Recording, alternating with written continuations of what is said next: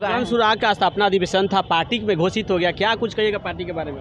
Party के बारे में पार्टी की नाम की घोषणा हो गई है और अब आगे का जो हमारा कार्यक्रम होगा, जैसे प्रशांत किशोर जी जो दिशा निर्देश देंगे उस पर हम लोग पटना में और पटना के वेटनरी कॉलेज में जन सुराग का स्थापना अधिवेशन हुआ और काफ़ी तादाद में पूरे बिहार से की जन सैलाब उमड़ पड़ा है। और इस वक्त हमारे साथ बात करने के लिए बैकुंठपुर गोपालगंज से हैं संगीता सिंह जी है। चलिए हम खास बातचीत करते हैं। क्या हुआ, आज पटना में आई थी? जी, पटना में आए थे हम लोग, गोपालगंज से चल के आए हैं बैकुंठपुर विधानसभा से। और बैकुंठपुर पूरे गोपालगंज से हम लोग का था कि हम लोग 21,000 लोग यहाँ पे पहुँचेंगे, लेकिन जिन लोगों को भी कहा गया कि इस कार्यक्रम में जाना है, जन स्वराज की स्थापना में जाना है, आप लोगों को आज स्थापना होने वाला है, जन स्वराज पार्टी का नाम घोषित होगा, तो जिनको भी कहा गया वो सारे, कोई ऐसा नहीं था कि जिन्होंने मना किया, सभी मतलब तैयार हो गए। और हमारी जो लक्ष्य था कि 21,000, उससे ज़्यादा लोग आए हैं और कुछ साथी छूट गए हैं वहाँ, जो पीछे से फ़ोन भी कर रहे थे कि हम लोग को भी चलना था। मतलब आप जितना सोच रहे हैं उससे ज़्यादा तादाद में लोग, उससे ज़्यादा तादाद में लोग आए। जन सुराग का स्थापना अधिवेशन था, पार्टी में घोषित हो गया, क्या कुछ कहिएगा पार्टी के बारे में? पार्टी के बारे में पार्टी की नाम की घोषणा हो गई है और अब आगे का जो हमारा कार्यक्रम होगा, जैसे प्रशांत किशोर जी जो दिशा निर्देश देंगे उस पर हम लोग इम्प्लीमेंट करेंगे। आप प्रशांत किशोर जी के मंच पर बैठी, क्या कुछ हुआ? मतलब प्रशांत किशोर जी क्या कुछ बताया? प्रशांत किशोर जी आज हमारे भाषण में अध्यक्ष की नाम की घोषणा हुई, जो आज हमारे पार्टी का अध्यक्ष बनाया गया मनोज भारती जी को जो बिहार लेवल पे, हाँ, बिहार लेवल पे मतलब पार्टी के अध्यक्ष उनको बनाया गया है, मनोज भारती जी को।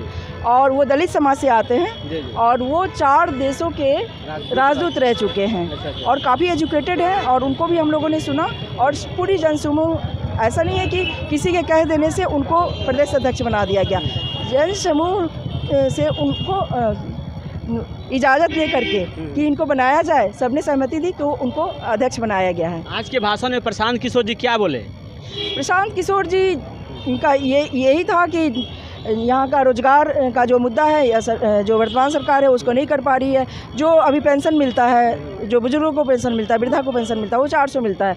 हम यदि जन स्वराज पार्टी आती है तो 2,000 उस पेंशन को किया जाएगा। और महिला जो रोज़गार करना चाहते हैं उनको, अभी देखते हैं कि प्रशांत किशोर जी ने कहा कि जो जीविका है उनको रोज़गार का तो लालच तो दिए हुए हैं नीतीश जी, लेकिन उनको 3% 2.5% और 3% देते हैं, जो 30% पड़ जाता है साल का। लेकिन प्रशांत किशोर जी कह रहे हैं कि यदि हम लोग सत्ता में आएंगे तो 60% लोन पे जो वार्षिक होगा वो हम मुहैया करवाएंगे। जो महिलाएं, जो युवा उद्योग करना चाहते हैं वो बिहार में ही उद्योग कर सकते हैं, जिससे यहाँ के जो बच्चे पलायन कर रहे हैं उनको वो रोजगार से जोड़ेंगे। अभी हम देख रहे हैं पीछे में बैकग्राउंड में, अभी देख रहे हैं कितने संख्या में लोग आए हैं। कम से कम 2 घंटा से लगातार लाइन चल रहा है। कम से कम 5 लाख का भीड़ था इसमें। 5 लाखों की भीड़ थी। बाहर भी, गेट के बाहर भी लगे हुए थे, सब रोड पे भी खड़े थे। 5 लाख का पूरा भीड़। गोपालगंज जिले से कितने लोग आए? गोपालगंज से कम से कम मुझे अंदाजा है कि 25,000 की तादाद में लोग आए हैं। 25,000 लोग? 25,000 के, 25,000 से प्लस हो जाएंगे 25,000 से प्लस हो जाएंगे।